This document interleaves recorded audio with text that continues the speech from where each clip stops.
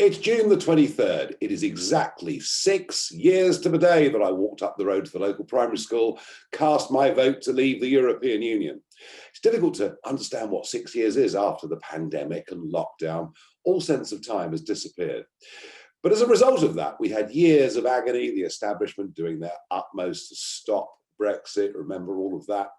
And then we came to the rescue with the Brexit party, smashed Theresa May, got rid of her, and Boris came in with a massive majority on Get Brexit Done. But let me tell you, every single day through my website, I get emails from people, businessmen, businesswomen, all sorts of people, feeling really frustrated that Brexit is not complete. And we do need to complete Brexit. If we don't, that sense of disillusion will set in. And you can just see already, Keir Starmer, the Lib Dems, the SNP, if they formed a coalition next time round, well, we'd be back in single market rules. We really would have Brexit in name only. So what's to be done? There are three things that need doing right now so that we can get a proper Brexit. The first is to deal with the enemy within. Yes, they're called the civil service. They're obstructionist. A big report this week from the Centre for Brexit Policy, and I spoke to Ian Duncan-Smith, part of that report. He calls it declinism, the negative mentality that's been around ever since the Suez crisis in London that says we must manage decline rather than fighting back to try and become a great country. It's why they fought against Mrs. Thatcher so hard in the 80s, because she tried to turn around that decline. Jacob Rees-Mogg is the Minister for Brexit Opportunities. He's made a start, the little notes in the offices that are empty because they're all still on full pay and working from home, saying, please come back to the office, hope to see you next time. He now needs to toughen up. If civil servants are getting in the way, obstructing our job of getting Brexit done properly, they've got to be sacked. That's the first thing government needs to do. Drain the swamp in Westminster. The second thing that needs to happen is folk out there need to see some direct benefits from Brexit. And what could be clearer? What could be clearer than the 5% VAT on our fuel bills? Everybody on the Brexit side of the referendum said, when we leave, we'll get rid of it.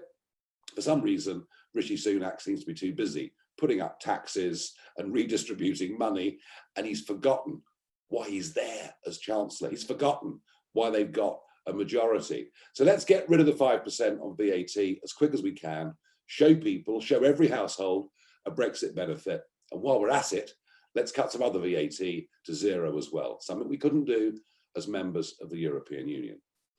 But the third one is the big one.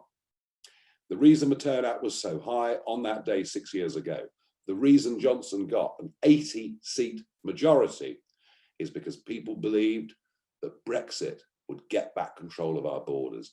Brexit would get back control of immigration, both legal and illegal. And as we see people every day, often hundreds every day, crossing the English Channel, being given free healthcare, free dental care. I bet most of you can't even get an NHS dentist, free accommodation. As every town sees hotels, private residences filling up, it's becoming pretty visible to all that we haven't taken back control. And for a judge the other day, an unnamed judge in Strasbourg at 10:05 at night, to say that plane couldn't go to Rwanda is the biggest insult to our sovereignty, the biggest offence at the concept of us being a self-governing nation I've ever seen in my lifetime. Dominic Raab yesterday put forward his new British Bill of Rights. Dominic, rabbits in the headlight Raab. It won't do a thing. It's a complete illusion to think that piece of legislation will change anything. The third and biggest proposal I'm putting forward to complete Brexit, to get a proper Brexit, is we must leave the ECHR.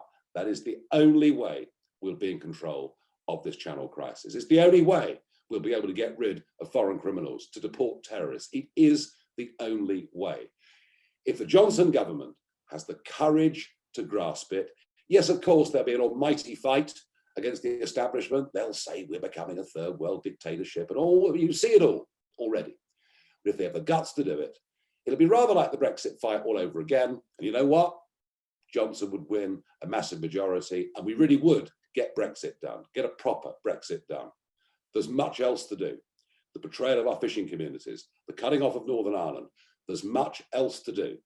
But if those first three things that I've talked about here in this video, if they are done, that sense of disillusion that millions of Brexit voters are now feeling in our government will begin to disappear. So I think it's a good opportunity on this Independence Day to still celebrate the fact we beat the global elites, but to say we've actually got to complete Brexit.